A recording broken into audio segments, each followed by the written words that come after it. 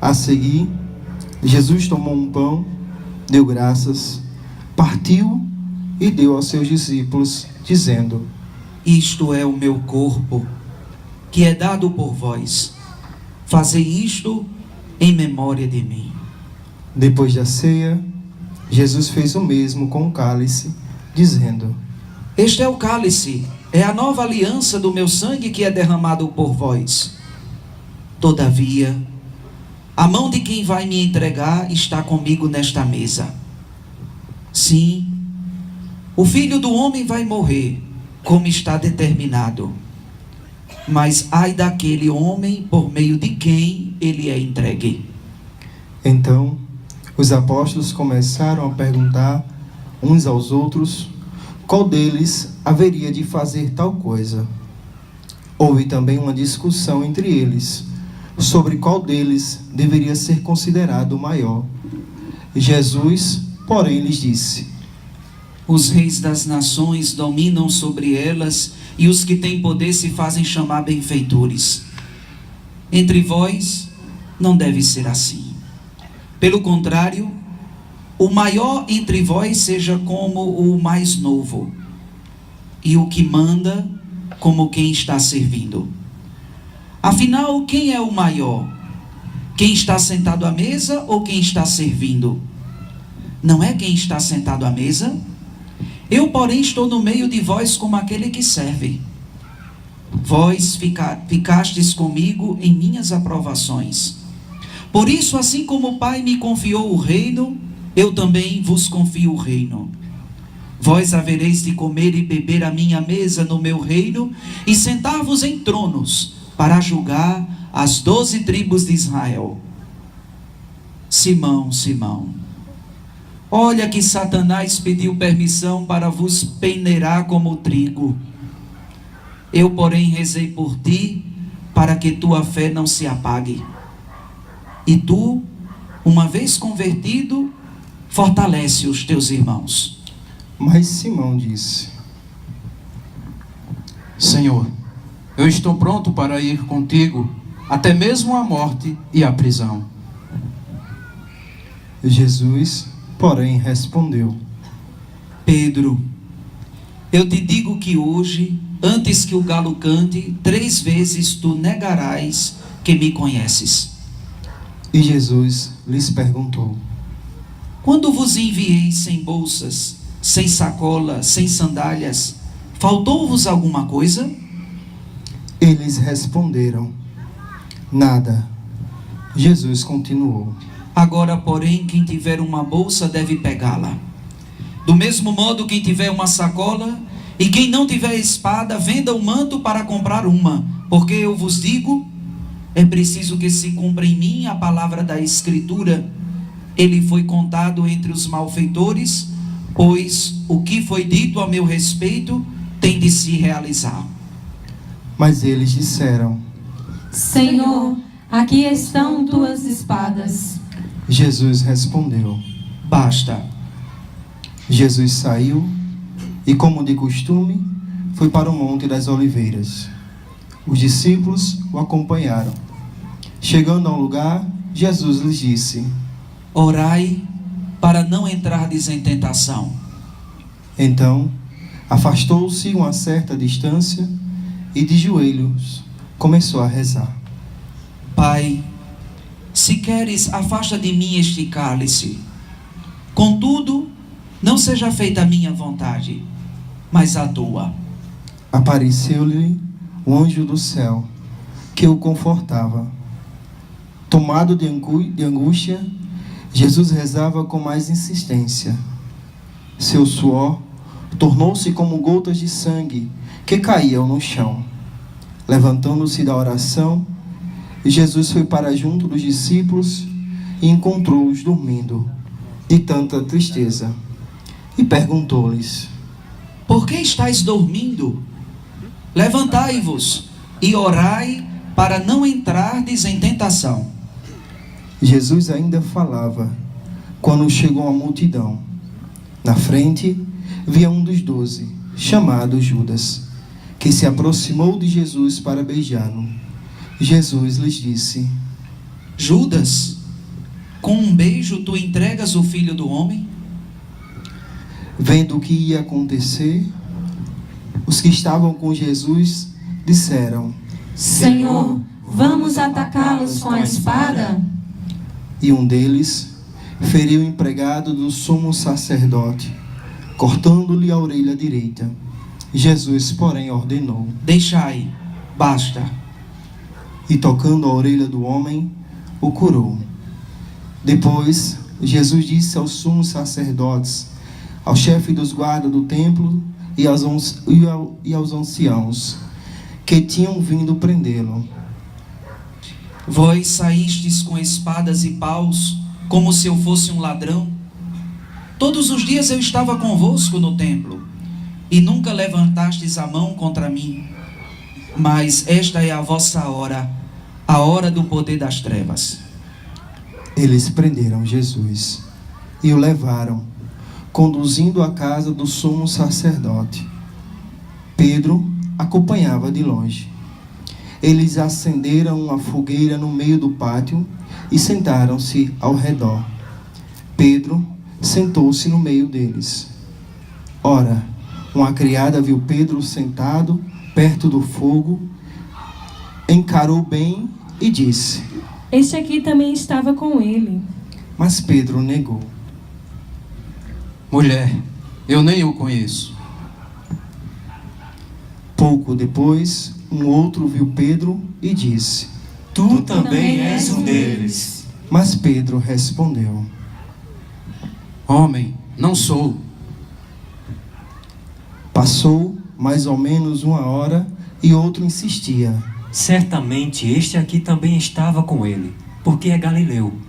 Mas Pedro respondeu: Homem, não sei o que estás dizendo. Nesse momento, enquanto Pedro ainda falava, um galo cantou. Então o Senhor se voltou e olhou para Pedro. E Pedro lembrou-se da palavra que o Senhor lhe tinha dito: Hoje, antes que o galo cante 3 vezes, me negarás. Então Pedro saiu para fora e chorou amargamente. Os guardas caçoavam de Jesus e espancavam-no, cobriam seu rosto e lhes diziam: Profetiza, quem foi que te bateu? E o insultavam de muitos outros modos.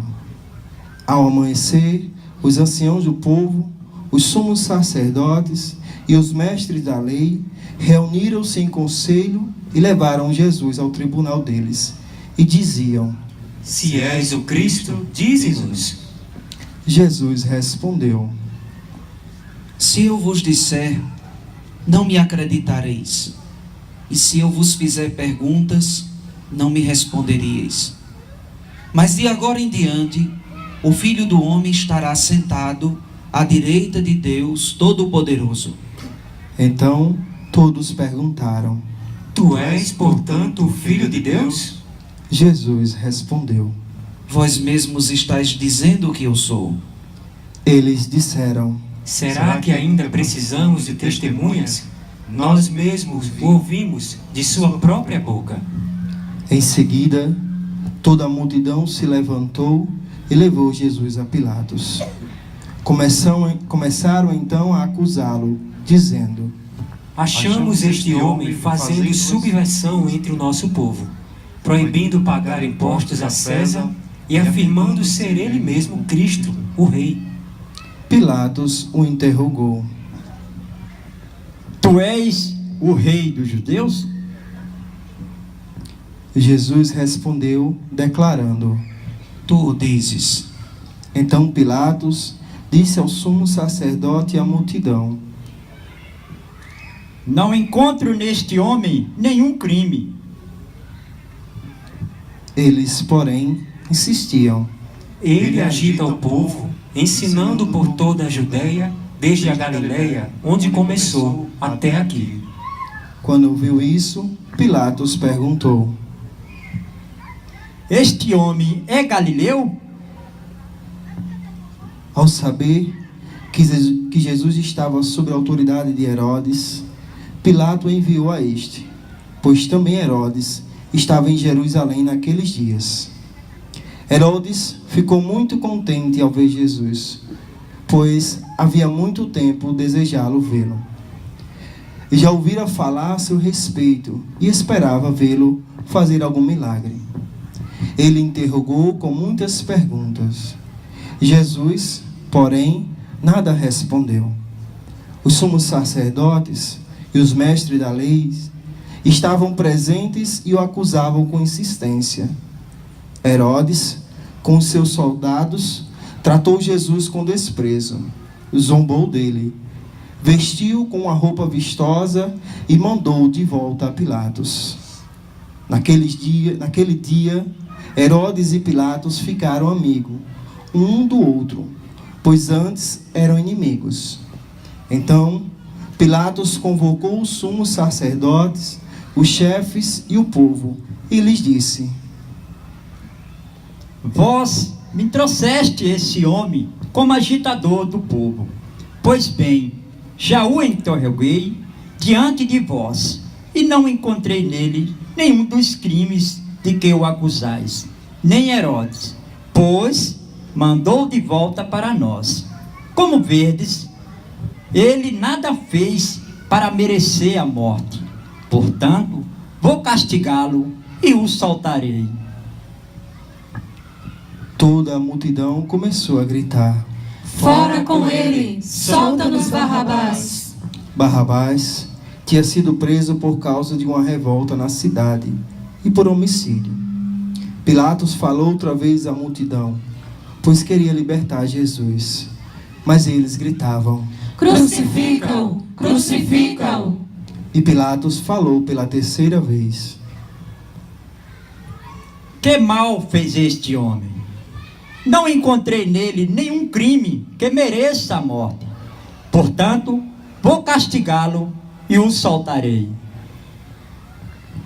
Eles, porém, continuaram a gritar com toda a força, pedindo que fosse crucificado. E a gritaria deles aumentava sempre mais. Então Pilatos decidiu que fosse feito o que eles pediam. Soltou o homem que eles queriam, aquele que foi preso por revolta e homicídio, e entregou Jesus à vontade deles. Enquanto levavam Jesus, pegaram um certo Simão de Cirene, que voltava do campo, e o puseram na cruz para carregá-la atrás de Jesus. Seguiam uma grande multidão do povo e de mulheres que batiam no peito e choravam por ele. Jesus, porém, voltou-se e disse: Filhas de Jerusalém, não choreis por mim. Chorai por vós mesmas e por vossos filhos, porque dias virão em que se dirá: felizes as mulheres que nunca tiveram filhos, os ventres que nunca deram à luz e os seios que nunca amamentaram. Então começarão a pedir às montanhas: cai sobre nós, e às colinas: escondei-nos. Porque se fazem assim com a árvore verde, o que não farão com a árvore seca? Levavam também outros 2 malfeitores, para serem mortos com Jesus. Quando chegaram ao lugar chamado Calvário, ali crucificaram Jesus e os malfeitores, um à sua direita e o outro à sua esquerda. Jesus dizia: Pai, perdoa-lhes, eles não sabem o que fazem. Depois fizeram um sorteio, repartindo entre si as roupas de Jesus.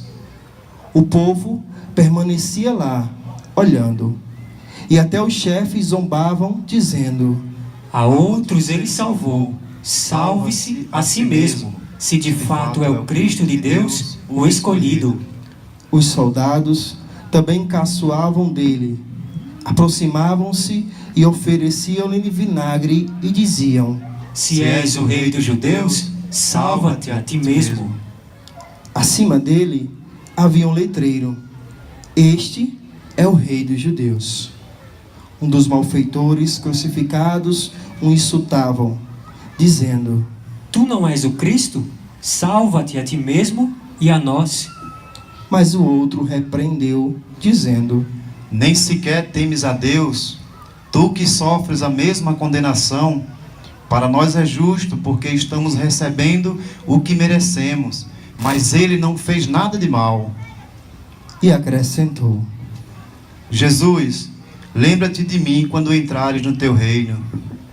Jesus respondeu-lhe: Em verdade te digo, ainda hoje estarás comigo no paraíso. Já era mais ou menos meio-dia, e uma escuridão cobriu toda a terra até as 3 horas da tarde, pois o sol parou de brilhar.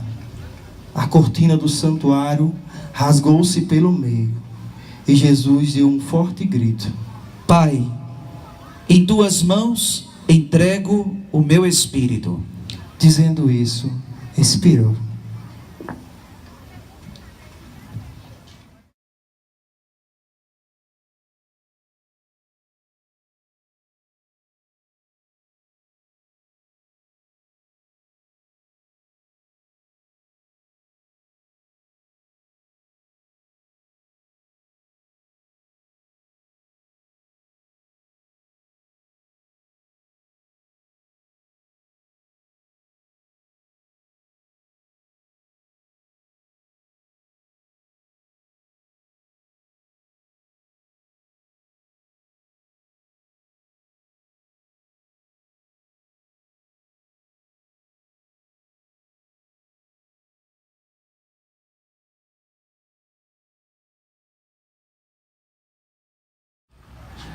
O oficial do exército romano viu o que acontecera e glorificou a Deus, dizendo: De fato, este homem era justo. E as multidões que tinham acorrido para assistir viram o que havia acontecido e voltaram para casa batendo no peito. Todos os conhecidos de Jesus, bem como as mulheres que acompanhavam desde a Galileia, ficaram à distância, olhando estas coisas. Havia um homem bom e justo, chamado José, membro do conselho, o qual não tinha aprovado a decisão nem a ação dos outros membros. Ele era de Arimateia, uma cidade da Judeia, e esperava a vinda do reino de Deus. José foi ter com Pilatos e pediu o corpo de Jesus. Desceu o corpo da cruz, enrolou num lençol e colocou num túmulo escavado na rocha, onde ninguém ainda tinha sido sepultado. Era o dia da preparação da Páscoa, e o sábado já estava começando. As mulheres que tinham vindo da Galileia com Jesus foram com José para ver o túmulo e como o corpo de Jesus ali fora colocado. Depois voltaram para casa e prepararam perfume e bálsamos. E no sábado elas descansaram, conforme ordenava a lei. Palavra da salvação. Glória a vós, Senhor.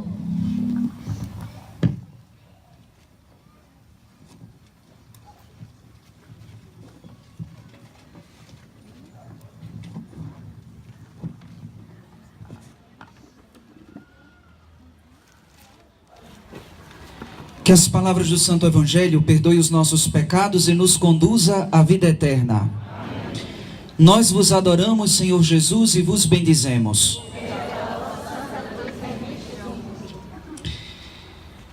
Com esta celebração, caros irmãos e irmãs, iniciamos a Semana Santa. Iniciamos esta semana também chamada de Semana Grande. Isso porque grande é o mistério que nela iremos celebrar. O mistério deste peregrino que veio do céu. A sua vinda e a sua presença nos deixaram eufóricos. Trazemos ramos, alegria, entusiasmo, acolhida. Mas ao entrar em Jerusalém, me parece, caros irmãos e irmãs, que todas essas palavras que acabei de dizer desapareceram daquela multidão. Nas portas de Jerusalém, o povo espera o Senhor. Essa semana, por ocasião, irei fazer as pregações sobre as vestes de Jesus. Logo a princípio, o evangelho que nós líamos, por ocasião da bênção dos ramos realizada às portas da igreja matriz, Lucas não descreve que as pessoas traziam palmas nas mãos. Mas Lucas descreve que as pessoas lançavam as suas vestes e os seus mantos para que Jesus passasse. Lançar o manto, caros irmãos e irmãs, abrindo a Semana Santa com as pregações a respeito das vestes. O manto, portanto, era um utensílio colocado em cima da túnica.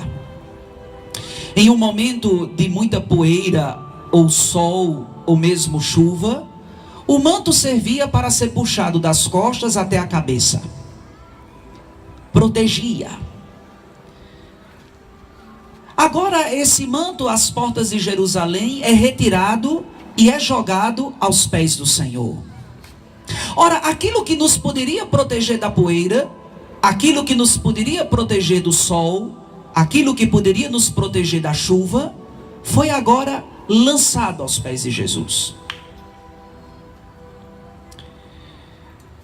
Caros irmãos e irmãs, deve ser por isso que daquele momento em diante a igreja costuma dizer: a nossa proteção está no nome do Senhor. Não está mais sobre o manto. Ao lançar sobre ele, o Senhor se torna a nossa proteção. É verdade que nos rituais de bênçãos, quando vamos abençoar qualquer objeto, o ritual de bênção sempre nos pede para lembrar isso. A nossa proteção está no nome do Senhor. Se tivemos, portanto, de nos precaver das poeiras, do sol e da chuva, o nome do Senhor será agora o nosso manto. Ele será o nosso manto. Ele, portanto, nos revestirá. Lançamos os mantos para que ele passasse. Ele quem? Quem é este ele? Havia meditado ainda há pouco que se tratava de mais um peregrino. Mas esse peregrino tem algo de especial. O povo que estava nas trevas parece ter visto uma luz.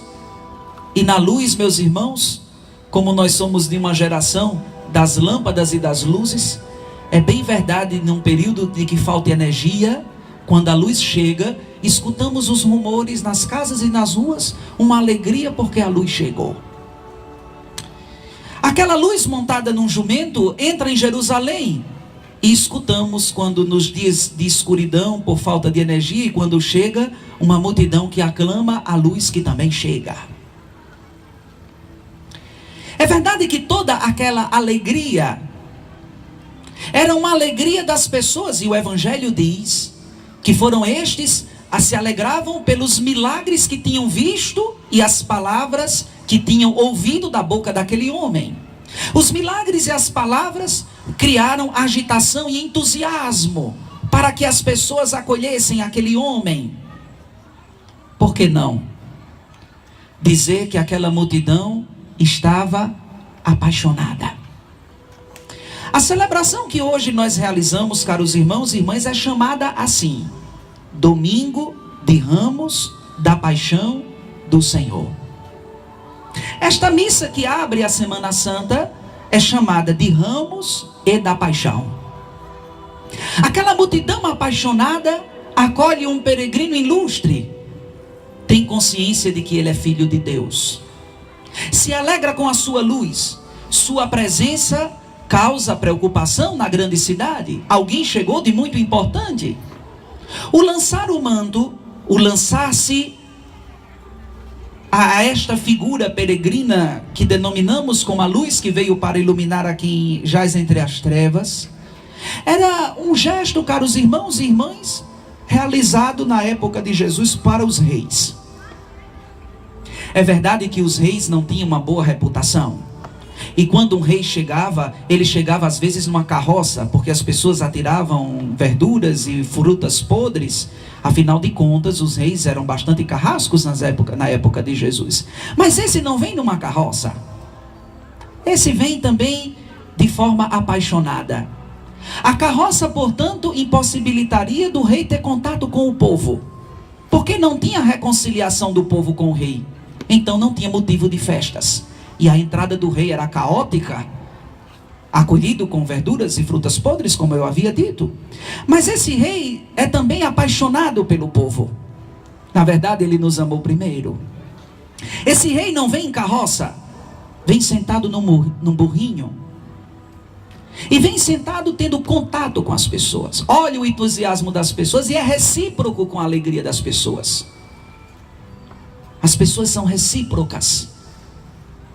Aquele peregrino que entra em Jerusalém e é motivo de tanta festa. Mas, meus irmãos e minhas irmãs, o evangelho que nós acabamos de ler fala, portanto, de um outro momento, quando Jesus entra em Jerusalém. Jesus entra em Jerusalém e o povo que, portanto, jogava os seus mantos para que Jesus passasse, é o povo que agora arranca o manto de Jesus. Ao arrancar o manto de Jesus e ao clamar a crucificação de a libertação de Barrabás, caros irmãos e irmãs, nos perguntamos aonde foi parar a paixão do povo? Aonde foi parar este povo apaixonado, que acolhia com tanto euforismo e com tanta alegria? Eu pergunto a vocês, a paixão acabou? E se é paixão verdadeira, a paixão verdadeira se acaba? Por isso, meus irmãos e minhas irmãs, que muito embora agora puxando até mesmo o manto de Jesus e suas roupas, a ponto de deixá-lo crucificado nu. Na verdade, a igreja, por questões de pudor, sempre estruturou a imagem de Cristo crucificado, trazendo na sua cintura um tecido branco. Mas que a igreja sabe que não existiu esse tecido branco. Os crucificados eram crucificados sem roupa. A roupa de Jesus foi retirada. Quem retirou pode ter dito: eu agora tenho mais de um manto.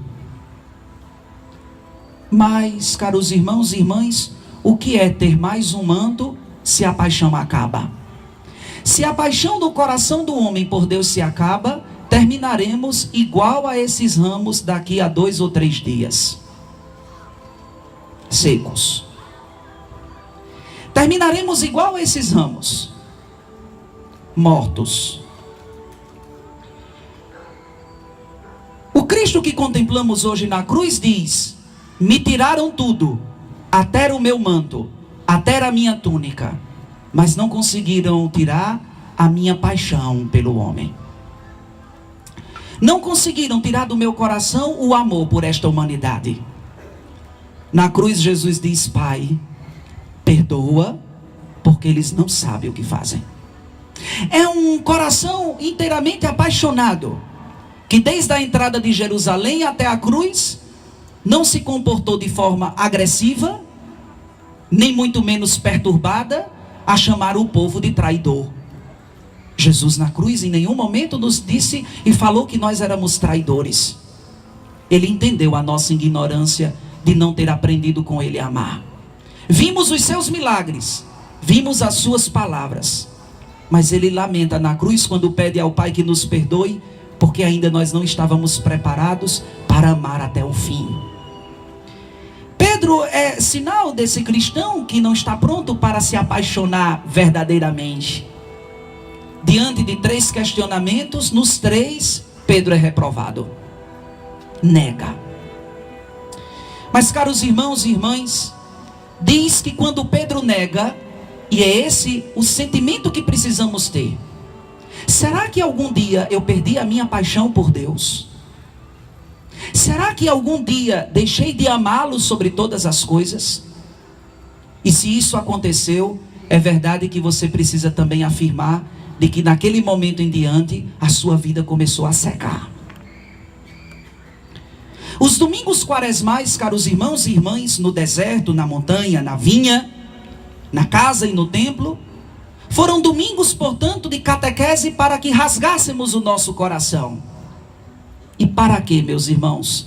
Tanta preocupação para rasgar o coração? Para que esse coração continue a bater e a bombear de paixão pelo Senhor. Que não sejamos como uma multidão que se apaixona de momento. Uma paixão de momento não é paixão verdadeira. É tirar proveito.